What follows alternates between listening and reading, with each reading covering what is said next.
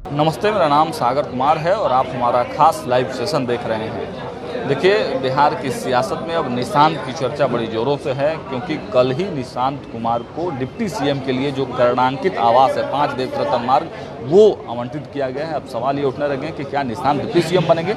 तो विजय चौधरी जवाब दे रहे हैं, क्या कुछ कहते हैं, सुनते हैं। सर निशांत जी को 5 देश रत्न मार्ग जो डिप्टी सीएम के लिए आवास कर्णांकित है, वो आवास आवंटित किया गया है। क्या डिप्टी सीएम बनेंगे निशांत?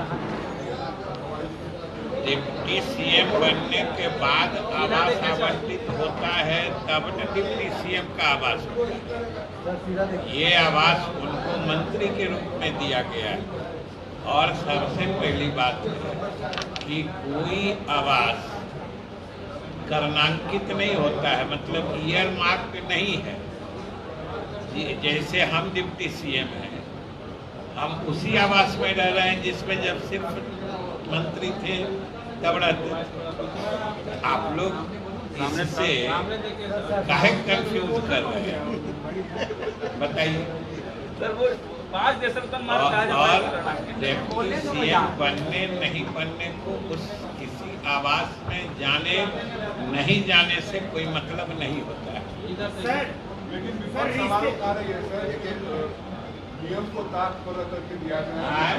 विपक्ष सवाल उठा रहा है कि उस भवन में हमेशा डिप्टी सीएम रहते थे और मंत्री कैसे शुरू रखा जा रहा है, और दूसरी तरफ लालू प्रसाद यादव और राजनीति का आवास खाली कर पाए। हमने देखा है कि पिछले वर्षों में उसमें ज्यादातर मंत्री ही रहे हैं। सवाल कोई उठाते हैं तो आप तो उनसे क्यों नहीं पूछते हैं कि किस आधार पर सवाल उठा रहे हैं। आज अगर हम डिप्टी सीएम के रूप में जिस आवास में हैं, मेरे बाद वो डिप्टी सीएम का आवास हो जाएगा।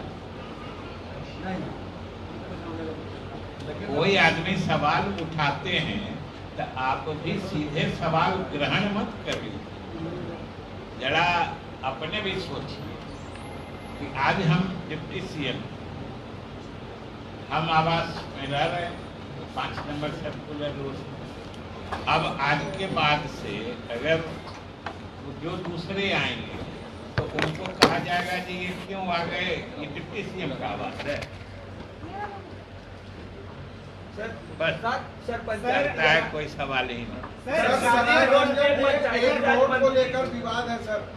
सराय रंजन में एक रोड को लेकर विवाद है, कहा जा रहा है रोड को मोड़ दिया गया है। उसमें आपके नाम का जिक्र है और बताया जा रहा है कि आप अपने हो गया ना। ये इस प्रकरण के संबंध में जिनको जो पूछना है एक एक करके हो गया सर, सब आदमी एक साथ हो गया। जो सड़क बन रही है पटना पूर्णिया एक्सप्रेसवे, उस पर एक स्थानीय अंग्रेजी दैनिक में कल एक समाचार छपा कि उसमें उसके मार्ग को परिवर्तित कर दिया गया है। जिस संस्था, वो भारत सरकार की संस्था है NHAI, national highways authority of India, जो उस सड़क का निर्माण कर रही है, उसने कल अपना इस संबंध में क्लैरिफिकेशन जारी कर दिया है। उसने कहा है कि जिस किसी ने ये समाचार को लिखा है वो बिल्कुल असत्य है, अवमाननाजनक है, दुर्भावनापूर्ण है। ये हम अपनी तरफ से नहीं कर रहे हैं।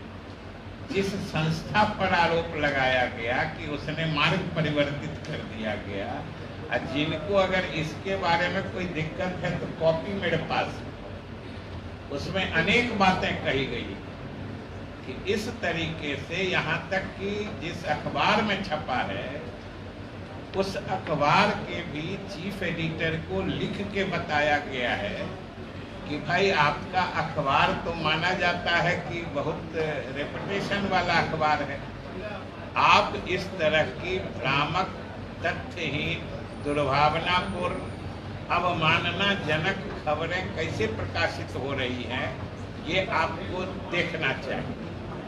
एक सवाल है और- सर कि तेजस्वी यादव का ये कहना है कि बिहार में जो छात्रों के मुद्दे हैं, नीट पेपर लीक का मामला है, अपराध है, पलायन रुक नहीं रहा है, स्वास्थ्य सेवा के हालात खराब है, उससे भटकाने को लेकर सरकार सुरक्षा और आवास खाली कराने का मामला मुद्दा बना रही है। वो मामला भी तो अब पीछे चला गया, वो मामला तो कब का खत्म हो गया। और नीट का मामला बिहार का मामला है, नीट का मामला बिहार का मामला है, उसमें तो कहाँ राजस्थान, कहाँ महाराष्ट्र, सब जगह ओरिजिनल लीक पॉइंट जो है वो सब खड़ा के लोग जा रहे हैं। और जो लोग भी इसमें दोषी पाए जा रहे हैं सबके खिलाफ कार्रवाई हो रही है। भारत सरकार ने ही इस मामले को गंभीरता से लिया है और सुप्रीम कोर्ट में भारत सरकार ने कहा है कि प्रधानमंत्री ने स्वयं निर्देश दिया है कि नीट पेपर लीक के मामले में जो भी दोषी पाए जाते हैं उनके खिलाफ तो कार्रवाई की जाए और साथ ही जांच इतनी गहराई से हो कि असली दोषी को भी कानून के हवाले किया जाए। और दोषी एक एक करके पकड़ाते जा रहे हैं, वो हवालात में चले जा रहे हैं, तो इससे किसको तकलीफ हो रही है? नहीं तो अगर ये हो रहा है कि नीट के पेपर लीक करने वाले को सरकार या पुलिस खोज के निकाल बुला रहे हैं, कानून के हवाले करके उनको हवालात में डाल रही है, तो किनको तकलीफ हो रही है ये ना बता दीजिए। बैठे हुए हैं 5 मिनट बाद। सर एक सवाल है सर कि एक राबड़ी देवी ने 10 सर्कुलर को लेकर सरकार को एक पत्र लिखा है जिसमें उन्होंने कहा है कि लालू यादव को इन्फेक्शन का डर है, इस वजह से उनके लिए अलग व्यवस्था 10 सर्कुलर में की गई है। अगर ऐसे ही व्यवस्था 39 हार्डी रोड जो लालू यादव का अलॉट किया गया राबड़ी देवी को, उसमें ऐसी ही व्यवस्था होगी तभी हो जाएंगे वहाँ। ये हमने पहले भी कहा था कि आवास का मामला भवन निर्माण देखता है और वो इस प्रदेश की स्वयं मुख्यमंत्री रही, इसलिए सरकार के हर मंत्री या हर पदासीन व्यक्ति को सरकार के जो नियम कानून हैं उसके हिसाब से चलना चाहिए। और हम समझते हैं कि अगर उन्होंने कुछ लिखा है उसमें जो फैक्ट होगा, तथ्य होगा, उसके आधार पर सरकार जरूर फैसला लेगी। कोचिंग संस्थान के विवाद के बीच में अब तेजस्वी यादव जो है सरकार और प्रशासन के काम करने वाले जरा फिर से शुरू से कहिए और एक आदमी बोलिए। तेजस्वी यादव ने सर मुख्यमंत्री के नाम से एक पत्र लिखा है सर, उसमें कोचिंगों के बीच में जो विवाद चल रहा है, जो रोशन आनंद ने मुद्दा उठाया था, उस पर वो कह रहे हैं कि सीबीआई से जांच करानी चाहिए। उसकी जांच चल रही है और दोषी धीरे धीरे सामने आ रहे हैं और सरकार जरूर इस घटना के गहराई तक जाके सही दोषियों को कानून के हवाले करेगी। सीबीआई जांच की मांग उठ रही है सर, प्रिंस यादव की हत्या के सीबीआई जांच की मांग उठ रही है। अगर सरकार संतुष्ट हो जाएगी, जो बिहार पुलिस सक्षम नहीं है, तब न देगी। सर जो आप लोग का सर शिविर लग रहा है, क्या रिस्पॉन्स है सर? आज भी लगा हुआ है, ओवरऑल महीना नजदीक आ रहा है, किसका? जो सहयोग शिविर जो लगाया गया है, अब उसका रिस्पॉन्स कैसा मिला? जो भी देखिए, सहयोग शिविर तो इतना सफल आयोजन रहा है कि वो पहले पंचायतों में सहयोग शिविर लग रहा था और आप जान रहे हैं कि कल से एक नए कलेवर में, नए रूप में फिर से सहयोग सह जन कल्याण शिविर प्रखंडों में आयोजित किया जा रहा है, कल से किया जाएगा। और ये इतना लोकप्रिय हो रहा है और स्थल पर ही जनता के इतनी समस्याओं का समाधान हो जा रहा है कि लोग न सिर्फ प्रसन्न है बल्कि इस तरह के कार्यक्रम की सराहना कर रहे हैं। दीपक प्रकाश को सुप्रीम कोर्ट से नोटिस आया है, उसको लेकर क्या करें? इसको दीपक प्रकाश सर, एक सवाल यह है कि एक याचिका दायर की गई थी सुप्रीम कोर्ट में जिसमें यह कहा गया था कि एक बार कोई मंत्री बन गया, मेरा दोनों सदन के तो बात समझ में आती है, दूसरी बार सरकार बनी फिर उसी व्यक्ति को मंत्री बना दिया जो सदन का कोई सदस्य नहीं। उस पर चुनाव आयोग, राज्य सरकार और केंद्र सरकार को नोटिस जारी किया है, क्या करने वाले? तो याचिका कहाँ दी गई है? सुप्रीम कोर्ट में। आप चाहते हैं फैसला हम देते हैं? नहीं,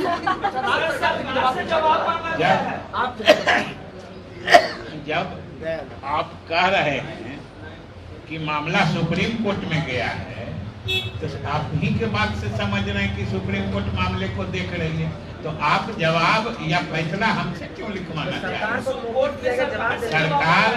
सरकार को नोटिस आया है तो सरकार जो सही स्थिति होगी सुप्रीम कोर्ट में रखेगी, तब तक तो इंतजार करना चाहिए। सब लोगों को, सबको कानून में यकीन रखना चाहिए, और हम लोग भी, सरकार भी मानती है कि सुप्रीम कोर्ट में मामला गया है तो सुप्रीम कोर्ट जो कानून सम्मत होगा वो फैसला देगा, सरकार मानेगी, और कुछ नहीं है लगता है। बिल्कुल नहीं, अगर बिल्कुल नहीं की स्थिति है तो हम ही फुर्सत लेंगे। कई क्षेत्रीय पार्टियां टूट रही है सर, बंगाल में टीएमसी टूट गई, मतलब बिहार में कोई मुद्दा नहीं मिल रहा है। सर एक सवाल है सर आपके विभाग से संबंधित सवाल है। वही हड़बड़ाइए नहीं, संसद से हम बैठे हैं, आराम से सोच के पूछिए। सर मानसून को लेकर जिस तरीके से हालात, बिहार में तो बारिश होती है, नेपाल में जब बारिश होती है तो बिहार में स्थिति खराब होती है, प्रलय की स्थिति होती है, उसका भी लोगों ने देखा है। तो इस बार क्या तैयारी है, किस तरीके से आप लोग तैयार हैं? इस बार जो पूर्व तैयारियां जल संसाधन विभाग के द्वारा की जाती हैं, वो न सिर्फ मैंने मुकम्मल रूप से कर ली गई है, बल्कि हम लोगों ने समय से पहले जितने कटाव निरोधक कार्य या बाढ़ संघर्षात्मक सामग्री जो कहते हैं फ्लड फाइटिंग मटेरियल, उसका भी सही ढंग से पर्याप्त मात्रा में हम लोगों ने जो अक्राम्य स्थल यानी वल्नरेबल पॉइंट्स होते हैं, वहाँ पर हम लोगों ने पर्याप्त मात्रा में भंडारण कर लिया है। किसी भी स्थिति से निपटने को विभाग और सरकार तैयार है। सर बिहार में जो अपराध लगातार बढ़ रहा, तो राजद कल धरना देने वाली है सर, क्या राजद धरना देने वाली है कि बिहार में अपराध बढ़ रहा है? अपराध बढ़ नहीं रहा है, अपराध दर्ज हो रहा है और अपराधियों को कानून के हवाले किया जा रहा है। अब हो सकता है जो अपराधी जब कानून के हवाले जा रहे हैं तो किन्हीं को खराब लगता होगा, तो जरूर धरना देंगे। इनको बोलना है, सुना के बोलो। पंचायती चुनाव सर, पार्टीगत चुनाव होगी? अभी तक तो बिहार में नहीं हुआ है पार्टीगत चुनाव, पता नहीं आपको ये फैसला कहाँ से मिल गया। 11 जुलाई को कांग्रेस पार्टी के अध्यक्ष आने वाले आंदोलन में सर नीट में बजट मामले को लेकर राहुल गांधी 11 जुलाई को प्रदर्शन करने वाले हैं पटना में, कांग्रेस पार्टी के अध्यक्ष भी आने वाले। शौक से करें बस। माननीय ऊर्जा मंत्री जी आ गए हैं। अभी तो जब सुनवाई नहीं हो जाएगा, उसके बाद बात करेंगे।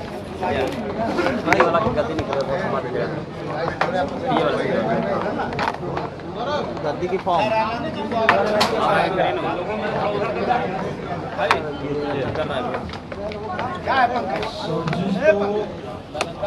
मुख्यमंत्री साहब बोल ही कुछ बात है तो बोलिए। आपके विभाग से संबंधित सवाल है, सोलर योजना जो है इसको लेकर के भी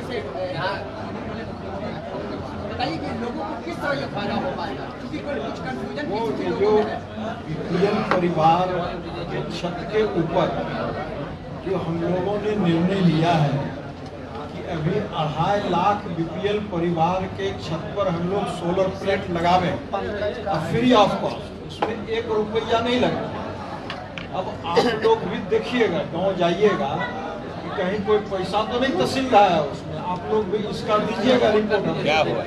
वो फ्री ऑफ कॉस्ट है, उसमें जो बीपीएल परिवार है उसके छत पर एजेंसी लगाए और उस बिजली को हम लोग लेंगे और उसको उचित जितना रेट फिक्स है 2 रुपया 81 पैसा हम लोग उसको पैसा भी देंगे। अगर इसमें धांधली की बात आई, अरे धांधली अगर आई तो इसलिए तो आप लोगों को किया कि आप लोग भी उसको देख के रिपोर्ट करिए। अगर किसी तरह का रिपोर्ट आता है तो उस पर भी हम लोग देखेंगे, लेकिन कोई गुंजाइश उसमें नहीं है। आपका जो ऐप है जिससे आदमी अपना कोई भी बिजली लेना हो या रोड बनाना हो, वो ऐप काम नहीं कर रहा है? नहीं, ऐप को तो मैं खुद गया था इसकाडा, वहाँ जाके मैं खुद जांच किया था और बहुत सारे लाभुकों से जो उपभोक्ता हैं हमारे जिन्होंने अपना रिपोर्ट दर्ज कराई थी उससे भी मैंने बात की। तो जो उन्होंने बिजली जैसे कट हो गई या रिचार्ज समाप्त हो गया या अन्यत्र तरह का जो उसमें कंप्लेन हुआ उस उपभोक्ता से मैंने सीधा बात की। तो उसमें 2 घंटा 3 घंटा या 1 घंटा लेट सेट जो उसका ड्यूरेशन है 4 घंटा में आपके समस्या का समाधान हो तो वो 5 घंटा हुआ, लेकिन उसका समाधान कर इनको बोल दिए हैं क्या क्या अपना शराब साहब वहीं चला वो नंबर ही नहीं डलाता और वो अपने आप बंद कर पिछले 15-20 दिन से नहीं, मैं तो 5-7 दिन पहले उसको जांच किया था। हम आपके सामने कर देंगे, नहीं होगा। उसको देखिए, करिए उसको। चले रिस्पॉन्स टाइम सर कुछ तय कीजिएगा सर, बिजली कटने के बाद जो पोल से समस्या होती है या तार से समस्या होती है तो उसकी अपने मनमानी लाते हैं, उसका कोई रिस्पॉन्स टाइम है क्या? कोई जब कंप्लेन किया जाता है तो सुधार के लिए क्या रिस्पॉन्स टाइम? कंप्लेन जब दर्ज होता है उसका है 4 घंटा 5 घंटा में उसको बहाल करना। अब आपने कंप्लेन किया कि हमारा रिचार्ज खत्म हो गया तो मिस्त्री जाके देखता है तो रिचार्ज उसका पोल पर से लाइन कट हो गया, आप दर्ज करिएगा रिचार्ज नहीं है तो उसमें वो पोल कैसे देखेगा? ऐसे विभिन्न समस्याएं रहती है, उसको आप लोग को भी देखना। चलिए हो गया।